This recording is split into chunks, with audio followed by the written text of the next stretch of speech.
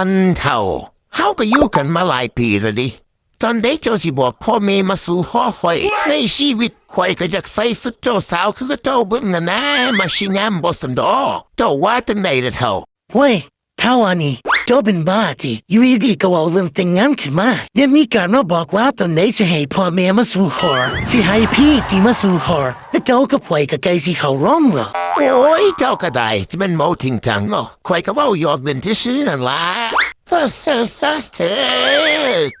อันนี้แม่ข่อยว่าสิเข้าไปในเมืองไถพันเพิ่นมาถามหาข่อยก็บอกว่าข่อยเข้าไปในเมืองเด้อไปหาซื้อของใส่ก่อนแล้วแม่สิฝากซื้อหยังบ่ล่ะเดี๋ยวข่อยซื้อมาให้บ่ได้หยังดอกเอาไปเผามาเด้อล่ะว่าแต่บักหันไปกินเหล้าอีละติกินได้กินดีเนาะเหล้านี่โอ้ยอากาศมื้อนี้มันคือร้อนแท้น้อฝนก็บ่ตกมานี่ก็ได้ดอกฝนเอ้ยว้ายมันสาวทางใดน่ะมานั่งอยู่หน้าบ้านน่ะแม่โธ่มาพือผู้งามแท้เนาะนั่นเม็ดอีหยังล่ะอยู่ใต้เตียงสีมันคือแสบตาแท้เนาะอ้าวกลับมาแล้วเหรอครับพี่มึงคิดว่ากูสิว่าจักซั่นติบักท่านว้าย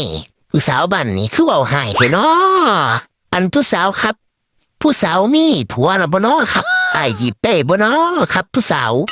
เอาอีกแล้วเมามายามใดตาลายตลอดเลยนะมึงนี่ไม่เท่ามึงนี่เบิ่งให้มันคักๆในบักท่านว้าย